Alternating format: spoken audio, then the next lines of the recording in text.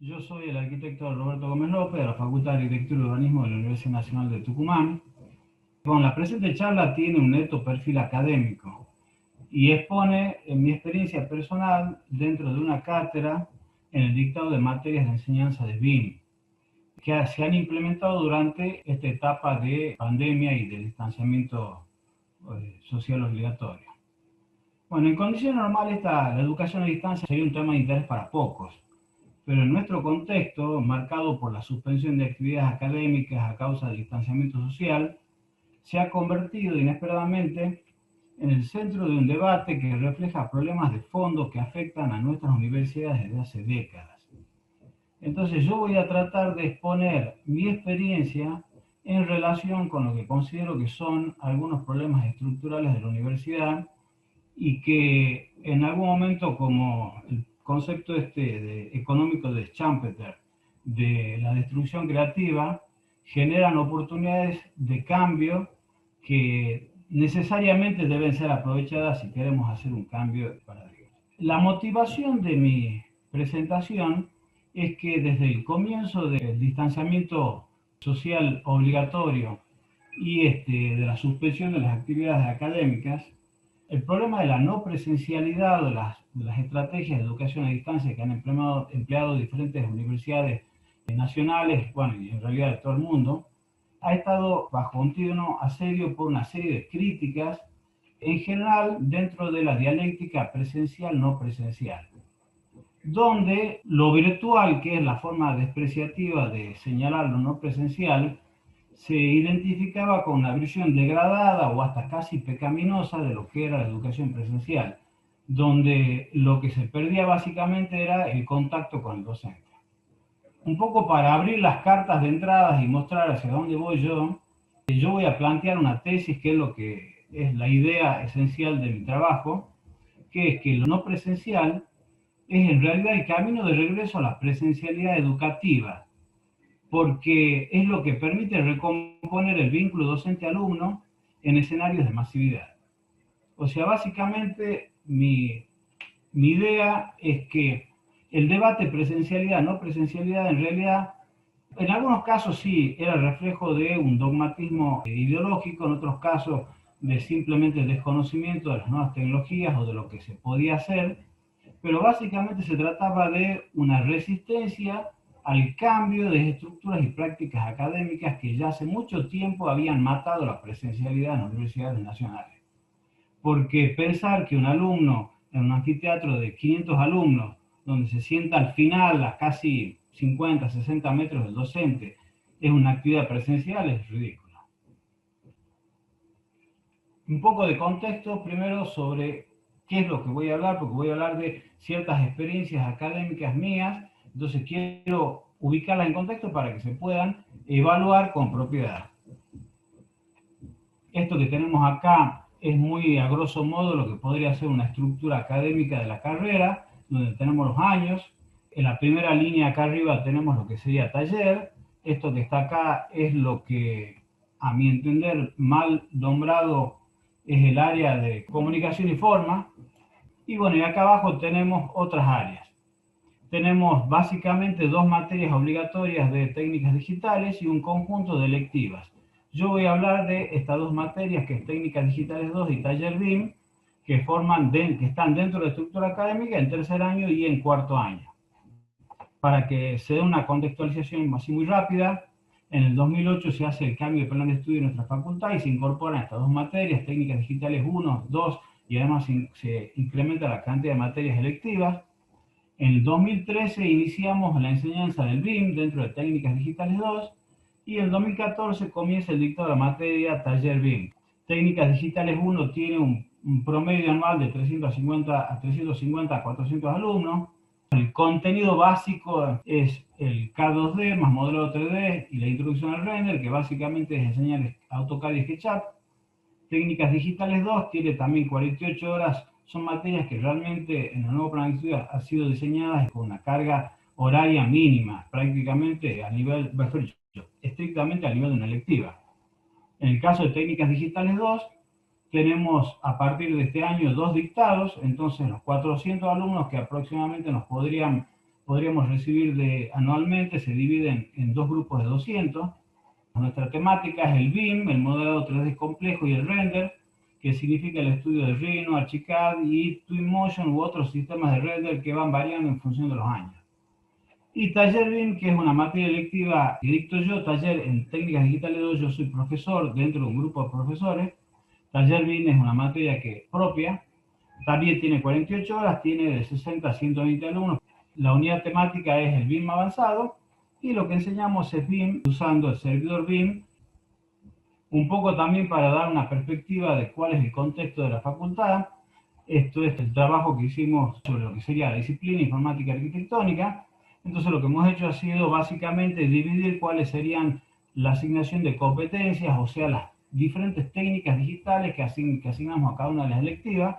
Esto lo pongo simplemente para poner en contexto que existe una cierta variedad. Por ejemplo, tenemos una materia BIM Revit del arquitecto Saleme, y tenemos otras materias, por ejemplo, Grasshopper del arquitecto Barrio Nuevo, y algunas materias bastante interesantes de la parte formal del arquitecto Cervantino o Keika Saito, donde se trata el trabajo de la generación formal sobre fractales y sobre plegados. Bueno, y tenemos también materias de software libre, donde se trabaja la parte de infografía con Inkscape, bueno, y otras materias más. Es simplemente para dar un contexto de cuál es la realidad de la facultad. En primer lugar, desde el punto de vista de la infraestructura tecnológica, las TICs, que están en la base de ejemplos de dictado a distancia, es muy básica y elemental.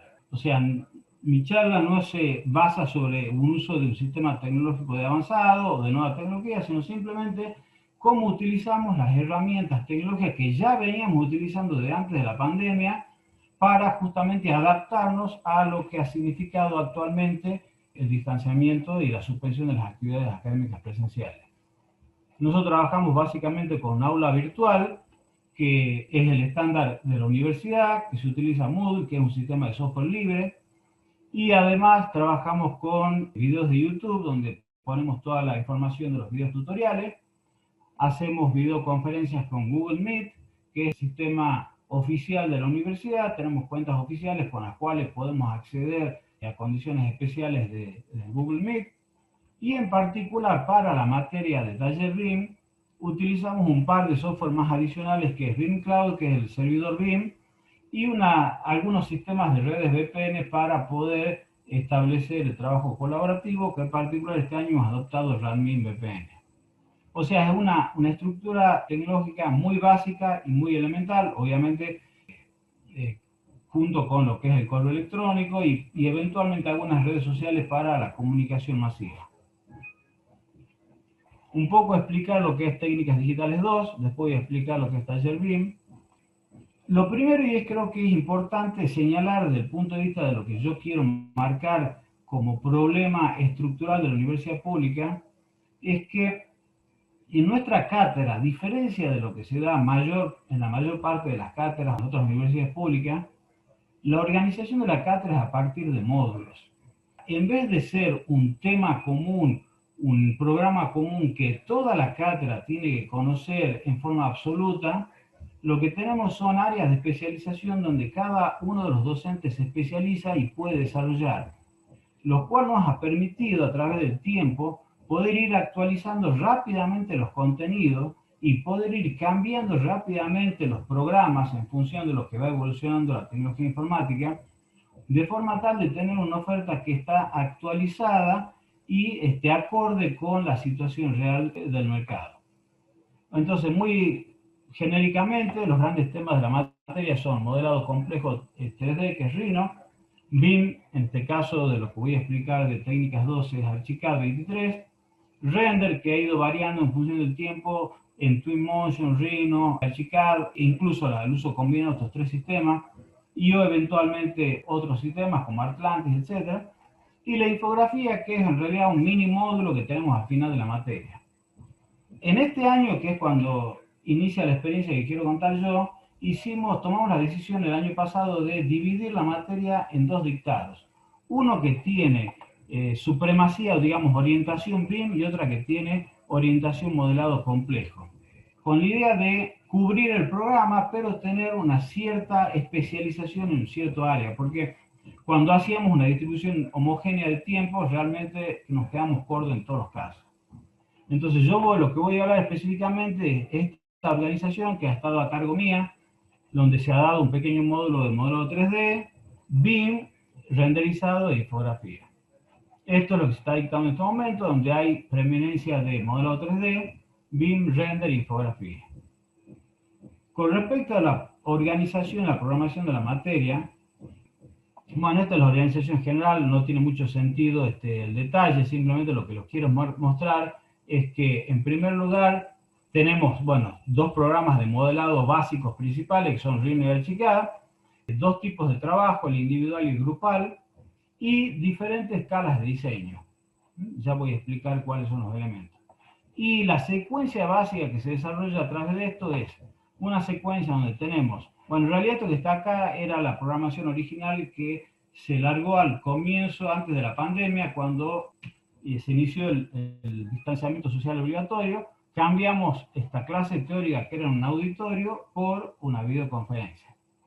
Entonces lo que tenemos básicamente es un inicio, una explicación teórica, una práctica donde hay una serie de videos tutoriales que demuestran cómo se debe desarrollar una cierta tarea con una cierta técnica, y un trabajo práctico que problematiza esa técnica o esa tarea a través de la necesidad de hacer un diseño específico en una cierta escala, en un cierto contexto. Le entrega un trabajo práctico que se realiza con aula virtual, una crítica del trabajo práctico, una práctica que implica corrección de las críticas que se han realizado, y la entrega final del trabajo práctico. En este esquema hay dos grandes, digamos, hay una parte que es sincrónica, que es la que originalmente se preveía que se iba a producir en clases presenciales, que en este momento lo hemos trasladado a clases virtuales a través de Meet, y la parte asincrónica que se maneja a través del aula virtual. La idea, el tema del curso era un centro de exposiciones con un tema menor que era stand de exposiciones. El centro de exposiciones es el que se había que desarrollar en BIM, y el stand de exposiciones era lo que había que desarrollar dentro de Rhino, dentro de lo que era el modelado creativo. Lo primero que hacemos es ubicar las diferentes técnicas dentro de lo que es el proceso proyectual, pensando en practicar un concepto básico que viene de nuestra raíz originaria, que es, nosotros venimos de una cátedra de Taller Combes. Combes es un arquitecto bastante conocido, que incluso era partener de Montagu en la creación del SIGRAD y en varias actividades muy importantes, digamos, dentro de lo que es el inicio de la computación arquitectónica. Él tenía una teoría que era la concepción y diseño, donde lo que él planteaba que la esencia de la arquitectura estaba dentro de dos grandes actividades que, bueno, es muy evidente, pero que es importante remarcarlo, ¿no? La concepción, lo que son las ideas creativas, lo que es el ejercicio del cerebro creativo, y el diseño, que es la parte, él lo llamaba así, yo prefiero llamar concreción, que es el desarrollo sistémico, técnico, ajustado, lógico de lo que es el proyecto.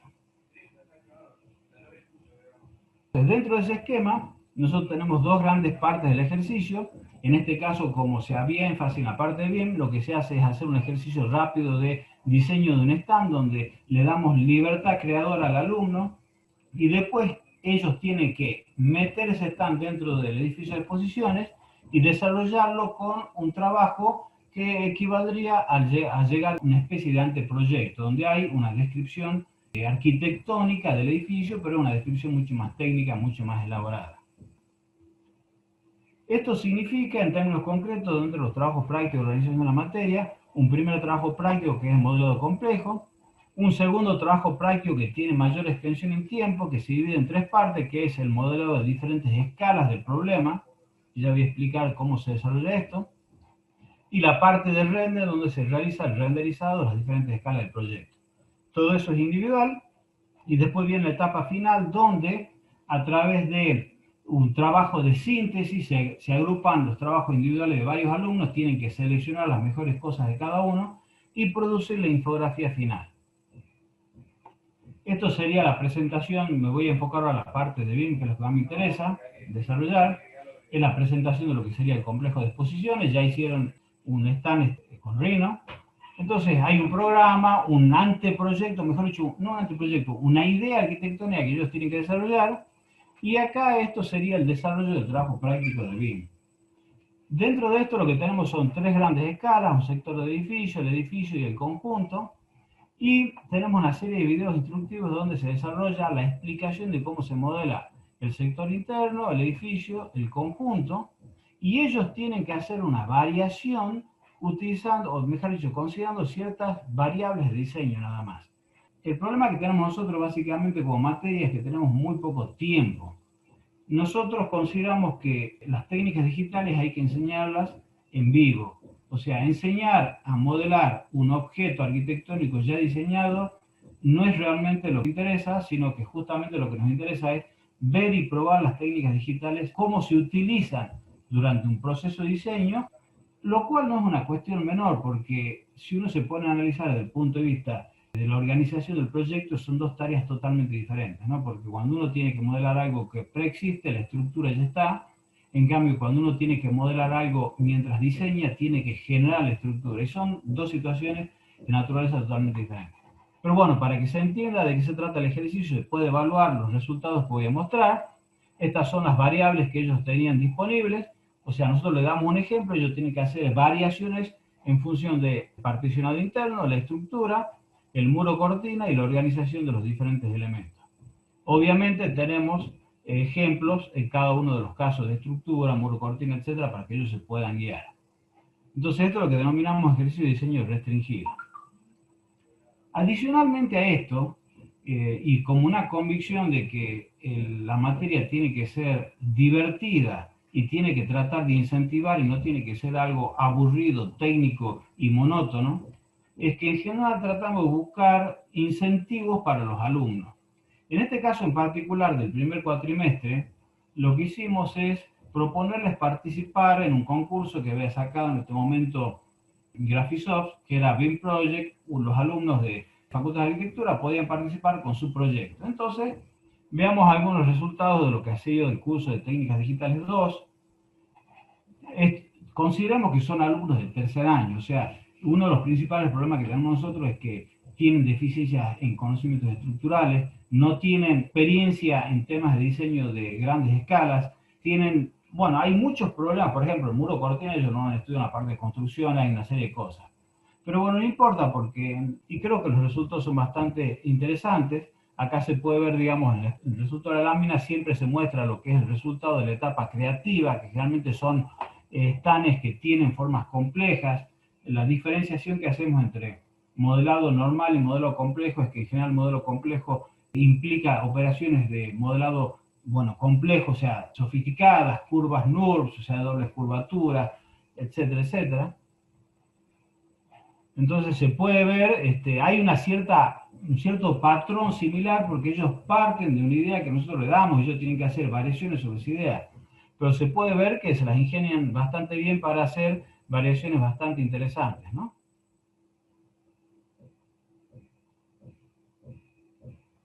En algunos casos, cosas que realmente sorprenden desde el punto de vista creativo que se pueden hacer con herramientas que son en algunos casos medio duros.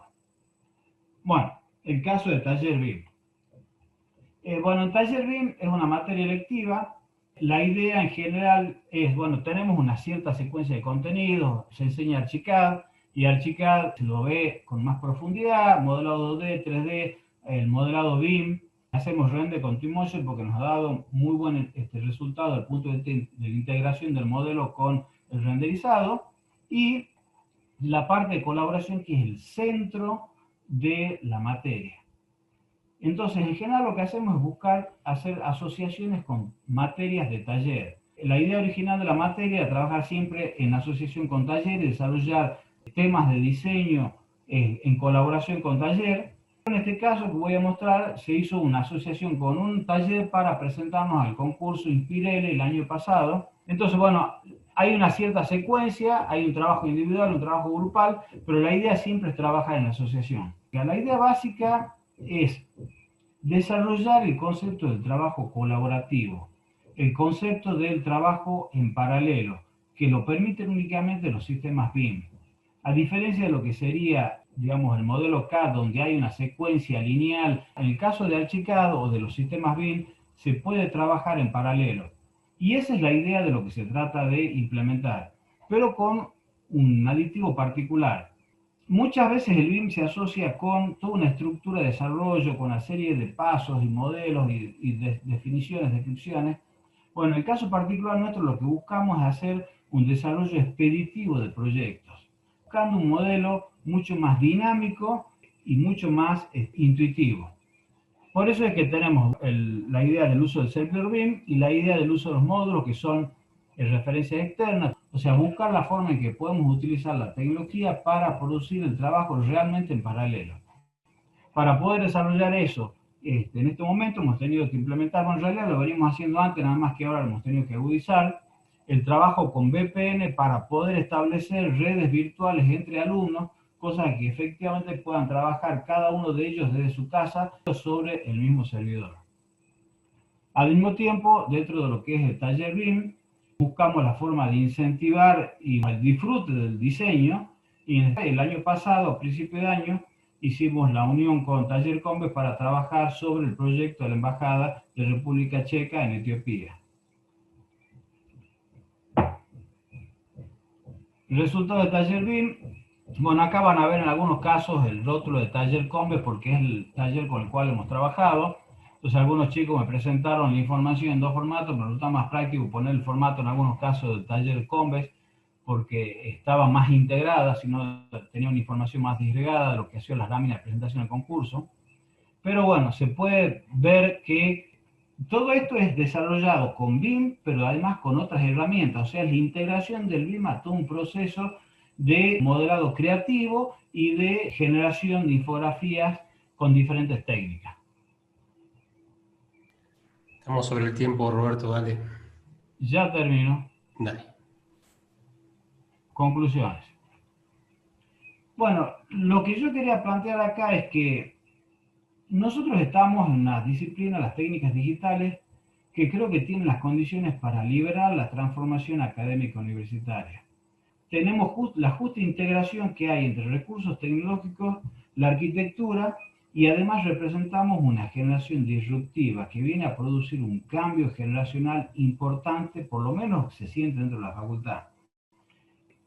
Creo que lo que yo he mostrado acá sí tiene ciertos condimentos que son particulares, por ejemplo, la organización en módulo de la materia, por ejemplo, la horizontalización de la verticalidad de la cátedra tradicional, por ejemplo, la continua actualización de contenidos, la utilización intensiva de las técnicas de la información y la comunicación, etc.